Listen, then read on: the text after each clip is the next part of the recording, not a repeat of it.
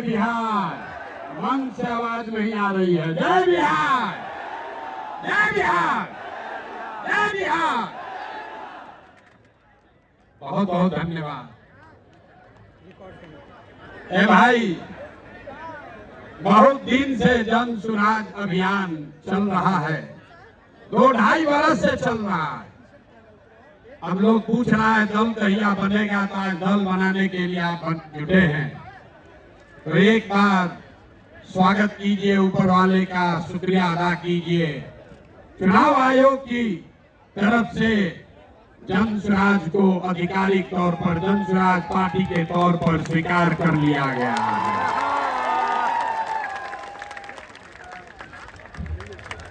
नाम ठीक है। चुनाव आयोग के कहने से नहीं होगा। चुनाव आयोग, अगर आप नहीं मानेंगे तो फिर से चुनाव आयोग में प्रयास किया जाएगा। जन सुराज पार्टी नाम ठीक है? ठीक है भाई, सबने अप्रूव कर दिया ना। कहा कि हाथ बिना उठाए कीजिएगा तो होगा। हाथ उठाकर बोलिए, कर दिया अप्रूव। दल का नाम क्या है? दल का नाम क्या है? अब आपका परिचय भी कराना है। आज बहुत लोग बैठेगा, अपने आप को जो राजनीति का विशेषज्ञ बताता है। बोले हमारे पत्रकार बंधु लोग बैठे हैं, ये पूछेगा कि अगड़े आए थे कि पिछड़े आए थे, दलित आए थे, हिंदू आए थे कि मुसलमान आए थे। जन सुराज के इस स्थापना दिवस में कौन आया था? तो अभी हम आपको बताते हैं कौन आया था। यहाँ बैठे हुए लोग, यहाँ आप जितने लोग आए हैं, यहाँ अगड़े भी आए हैं, यहाँ पिछड़े भी आए हैं, यहाँ दलित समाज के लोग भी आए हैं, यहाँ हिंदू भी आया है, यहाँ मुसलमान भी आया है। यहाँ बिहार का वो शख्स आया है जिसने ये तय किया है कि जिस राज्य को ज्यादातर दल और नेताओं ने न सुधर पाने वाला राज्य मानकर इसके हवाले छोड़ दिया है, उसको सुधारने का जिम्मा आप जैसे लोगों ने उठाया है। और ये नारा क्यों लगाते हैं? जय बिहार, जय जय बिहार का नारा क्यों लगता है? ये इसलिए लगता है कि आप उनको, ये वो समूह है जिसने तय किया है कि अपने जीवन काल में हम लोग ऐसा बिहार बनाएंगे कि देश दुनिया में कोई आदमी बिहार और बिहारी को गाली नहीं दे पाएगा। होना चाहिए ना भाई। आपका परिचय ठीक है ना? तो जन सुराजी कौन हुआ? जो चाहता है कि बिहार का पुराना गौरव, ये ज्ञान की भूमि, लोकतंत्र की जननी, आपके हमारे माँ बाप और पूर्वजों की इस जमीन को का जो गौरव वापस लाने के लिए संकल्पित लोग हैं, ये उनकी सभा है। लोग फिर पूछेगा इनका विचार क्या है? ये वामपंथी है कि दक्षिणपंथी है? यहाँ पर तो समाजवादी भी आए हैं, गांधीवादी भी आए हैं, बाबा साहब अम्बेडकर को मानने वाले लोग भी जुटे हैं, और भाजपाई भी संघ में जाने वाले लोग भी जुटे हैं। 5 टाइम नमाज पढ़ने वाले मुसलमान भी आए हैं, और शाखा चलाने वाले शख्स भी आए हैं। तो हम लोग की विचारधारा क्या हुई? जन सुराज की विचारधारा जो महात्मा गांधी ने जो बात बताई, जो गुरुदेव रविंद्रनाथ टैगोर ने सिखाया, जो बाबा साहब अम्बेडकर ने बताया, जन सुराजियों क्या विचारधारा हुई मानवता। मानवता से आगे बढ़कर कोई बात नहीं है। मानव मानव में, आदमी आदमी में जाति धर्म वर्ग के आधार पर भेदभाव नहीं होना चाहिए। ह्यूमन फर्स्ट, ये आपकी हुई विचारधारा। और आपका उद्देश्य क्या है? क्यों जुटे हैं हम लोग? इसलिए नहीं जुटे हैं कि किसी को मुख्यमंत्री बनना है, किसी को एमएलए बनना है। वो तो कई वर्ष से आप बनाते रहे हैं। इस उद्देश्य से आप जुटे हैं कि अपने जीवन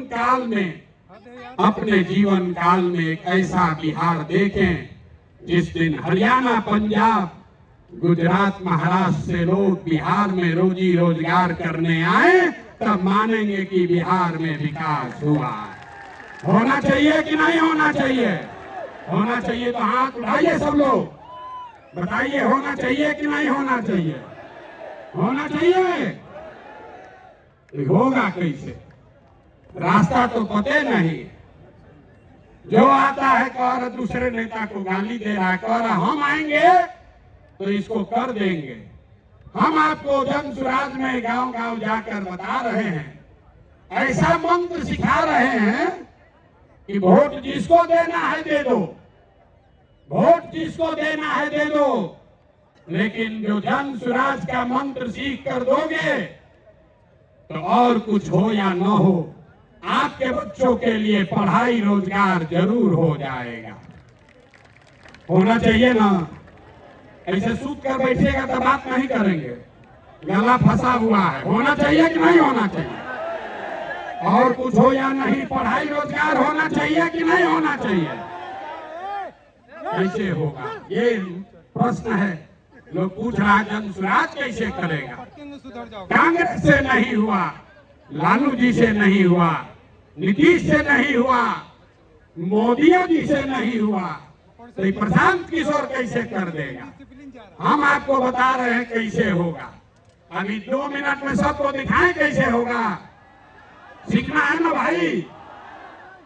सीखे तो आप लोग गांव गांव में हैं, लेकिन एक बार उसको हम लोग रिवाइज करेंगे। अभी सब लोग, अभी इतना मीडिया वाला लोग लगाया है, सबके सामने जन सुराज का सूत्र देखिए कि कैसे आप वोट चाहे किसी को दीजिए, आपके बच्चों के लिए पढ़ाई रोजगार होगा।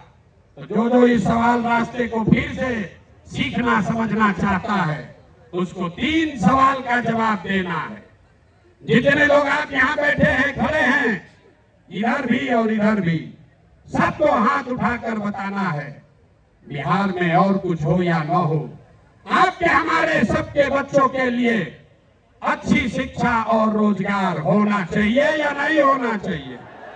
तो भाई यहाँ जोर से बोलिए, वीडियो में रिकॉर्ड होना चाहिए। होना चाहिए कि नहीं होना चाहिए? होना चाहिए। अरे भाई आप तो सब लोग इतना समझदार है, तो ये हुआ कैसे नहीं?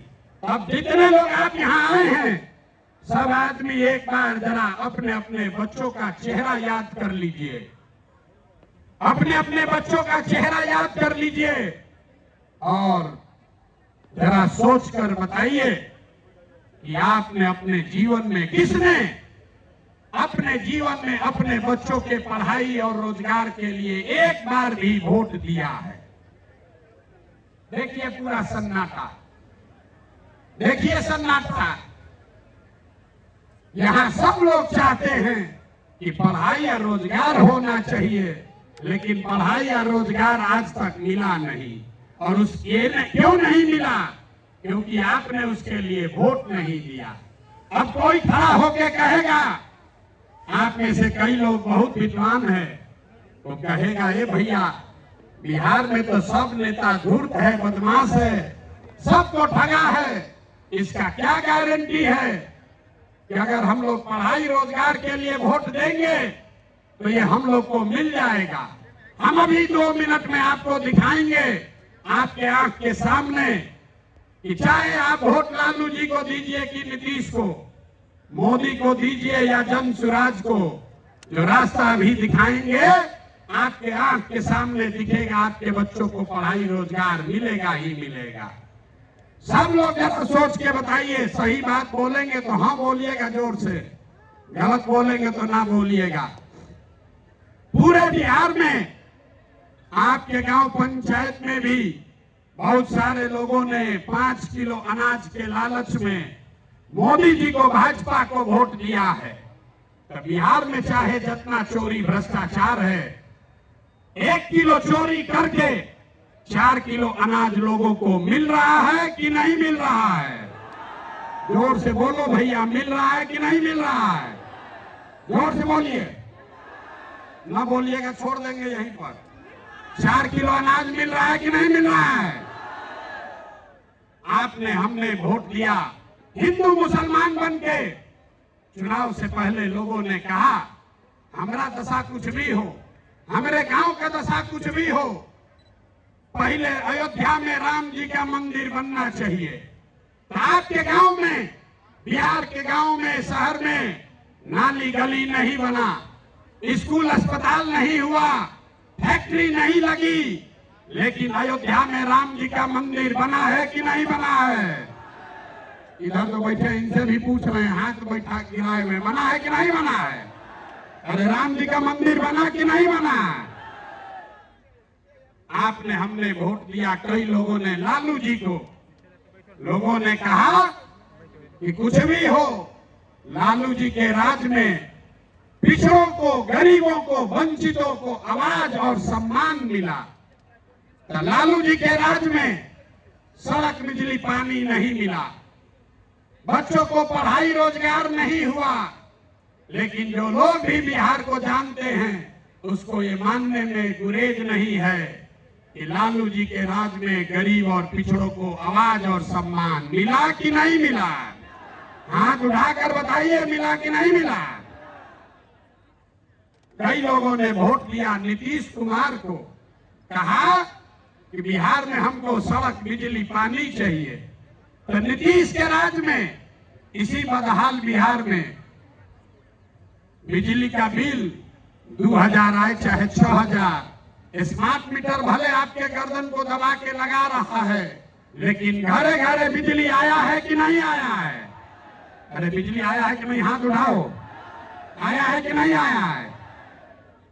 आपने हमने वोट दिया मोदी जी को सिलेंडर के लालच में। तो यहाँ पर सिलेंडर का दाम 1000 हो कि 1200, घरे घरे सिलेंडर बटा है कि नहीं बटा है? अरे बटा है कि नहीं बटा है? यहाँ का आदमी दोबारा कहने पर बोलता है, बोलिए बटा है कि नहीं बटा है? आपने हमने वोट दिया, कई लोगों ने मोदी जी का भाषण सुन के कि मोदी जी गुजरात में बड़ा विकास किए हैं। तो भैया गुजरात में तो विकास हो रहा है, पूरे देश का पैसा ले जाकर मोदी जी गुजरात के गांव-गांव में फैक्ट्री लगा रहे हैं और पूरे बिहार से आपके हमारे बच्चे गुजरात में जाकर नौकरी मजदूरी कर रहे हैं कि नहीं कर रहे हैं? अरे भाई, तो कौना बात पर आप और हम वोट दिए हैं जो नहीं मिला? आपने खुद कहा अपने बच्चों के नाम पर, ये भैया हम लोग अपना जीवन में पढ़ाई रोजगार के लिए वोट नहीं दिए। यही बात जन स्वराज बता रहा है, यही जन स्वराज का मंत्र है। वोट आप किसको देते हैं इसका कोई महत्व नहीं है। महत्व इस बात का है कि वोट किस बात के लिए देते हैं। आपने अनाज के लिए वोट दिया तो अनाज मिल रहा है, मंदिर के लिए वोट दिया, मंदिर बना है, आवाज के लिए वोट दिया तो लालू के राज में आवाज मिला है, बिजली के लिए वोट दिए तो नीतीश के राज में बिजली आया है, गुजरात के विकास के लिए वोट दिए तो गुजरात में विकास हुआ है। लेकिन आप में से किसी ने अपने बच्चों के पढ़ाई रोजगार के लिए किसी को वोट नहीं दिया, इसीलिए बिहार के बच्चे अनपढ़ और मजदूर रह गए।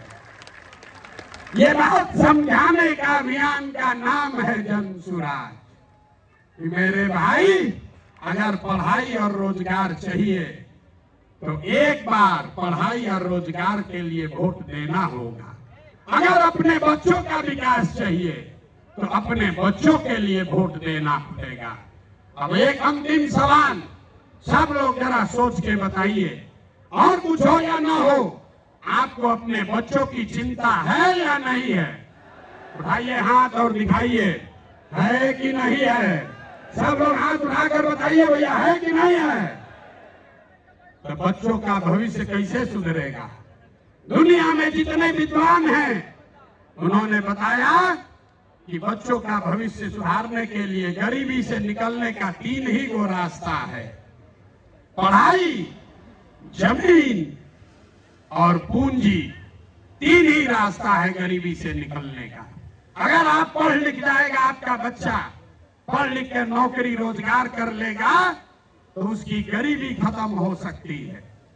अगर आप पढ़े लिखे नहीं हैं, आपके पास जमीन हो तो खेती किसानी करके भी आपका बच्चे का जीवन सुधर सकता है। और अगर दोनों नहीं है तो पैसा पूंजी अगर हो, कोई आपको कर्ज भी दे दे तो कोई ना कोई छोटा मोटा रोजी रोजगार दुकान व्यापार करके भी आप अपना जीवन सुधार सकते हैं। बिहार में ध्यान से देखिएगा तो यहाँ पर ज्यादातर लोगों के पास ये तीनों में तीनों चीज नहीं है। यहाँ रहने वाले जितने गरीब लोग हैं उनके बच्चों के पास पढ़ने का कोई सुविधा ही नहीं है। गरीब का बच्चा जा रहा है पढ़ने, वहां पढ़ता नहीं है, खिचड़ी खाया और घरे चला आया। कॉलेज में खिचड़ी नहीं बट रहा है लेकिन वहां से डिग्री बट रही है। बिहार के शिक्षा व्यवस्था का हाल ये है, स्कूल से खिचड़ी और कॉलेज से डिग्री बट रहा है, पढ़ाई दोनों में कहीं नहीं हो रहा है। तो अगर पढ़ाई चाहिए क्योंकि यही रास्ता है गरीबी से निकलने के लिए, तो बिहार में सबसे ज्यादा पैसा शिक्षा पर खर्च होना चाहिए। इसलिए जन स्वराज कह रहा है कि जब हमारी व्यवस्था बनेगी तो 1 घंटा के अंदर शराबबंदी को उठाकर फेंक देंगे। 1 घंटा के अंदर शराबबंदी को उठाकर फेंक देंगे।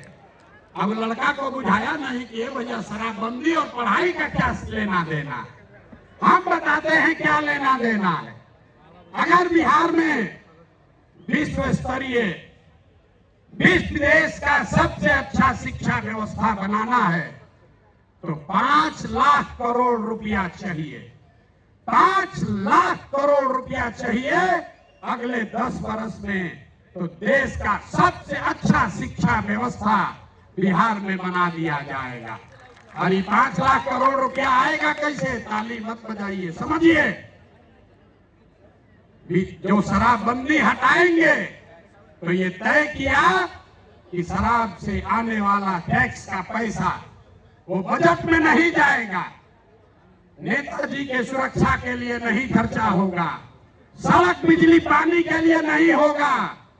जितना शराबबंदी के टैक्स का पैसा होगा अगले 20 वर्ष बिहार में सिर्फ और सिर्फ नई शिक्षा व्यवस्था बनाने के लिए खर्च किया जाएगा।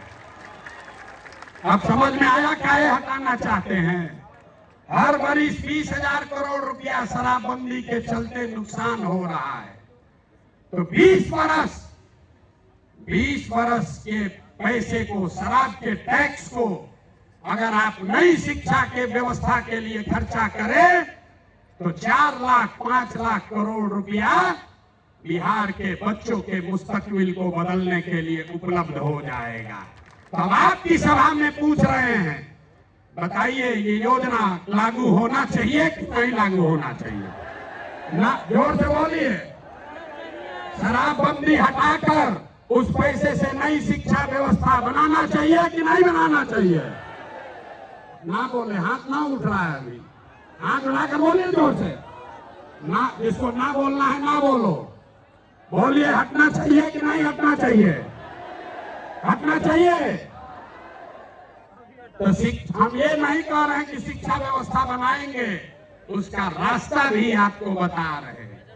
5 लाख करोड़ रुपया जुटाएंगे इसी बिहार से और ऐसी शिक्षा व्यवस्था बनाएंगे कि पूरे देश से लोग जैसे नालंदा विक्रमशिला में पढ़ने आते थे वैसे यहीं पर पढ़ने आएंगे, तभी बिहार ज्ञान का भूमि फिर से बनेगा। होना चाहिए ना? एक बार जोर से ताली बजाइए तो, बजाइए जोर से ताली। ना हुआ? अरे अपने बच्चों के शिक्षा व्यवस्था के लिए आप इतना ताली भी नहीं बजा रहे हो यार, जोर से बजाइए ताली। इस सदन ने इसको अप्रूव कर दिया ना, शराबबंदी जाएगा, नई शिक्षा व्यवस्था आएगी। दूसरा रास्ता दूसरा रास्ता, ये 15 बरस से ये शिक्षा व्यवस्था से क्या होगा? 0 से 15 साल, 15 साल से कम उम्र के आपके जितने बच्चे हैं वो इतना बढ़िया पढ़ लेगा कि उसको बिहार की व्यवस्था पर वो बोझ नहीं बनेगा। हम लोग सरकारी विद्यालय में पढ़े हैं, लेकिन हमको नाली गली नहीं चाहिए, हमको अनाज सरकार से मुफ्त में नहीं चाहिए, क्योंकि हम अपने पैर पर काबिल हो गए हैं। तो पहला लक्ष्य है कि 15 साल से कम उम्र के बच्चों के लिए इतनी अच्छी शिक्षा व्यवस्था बना दी जाए कि आने वाली पीढ़ी में कोई बच्चा बिहार की व्यवस्था पर बोझ न बने। लेकिन जो 15 साल से ज्यादा हो गया, अब तो कैसे पढ़ेगा? वापस नहीं पढ़ सकता है। तो उसके लिए जन स्वराज का दूसरा सूत्र है, 15 साल से 50 साल के उम्र तक के लोगों को जो फिर से वापस जाकर पढ़ाई नहीं कर सकता है, उसके लिए जन स्वराज का मंत्र है, हर हाथ में उसको सरकारी नौकरी मिले या न मिले। हम कह रहे हैं कि साल भर में पलायन रोक देंगे, लोग कह रहा है कैसे रोक देगा? अभी इसी सभा में बताते हैं कैसे रोक देंगे। जन स्वराज का मंत्र है, सरकारी नौकरी मिले या न मिले, 10 से 12 हजार रुपया का रोजी रोजगार सबको मिलना चाहिए। और ये मिलेगा कैसे?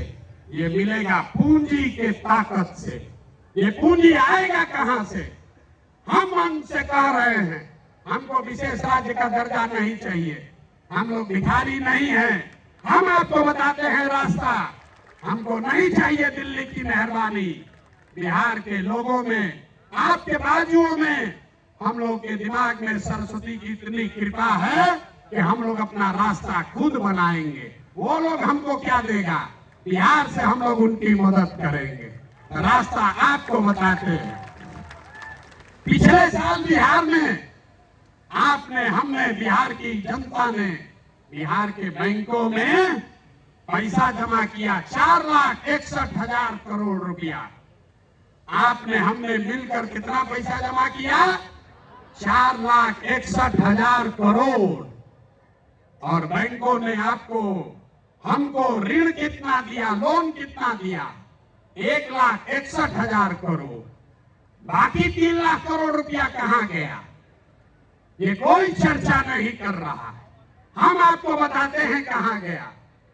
बैंकों ने ये पैसा, आपका हमारा गरीब बिहार का पैसा यहां से उठाकर गुजरात में, तमिलनाडु में, कर्नाटक में, आंध्र प्रदेश में भेज दिया।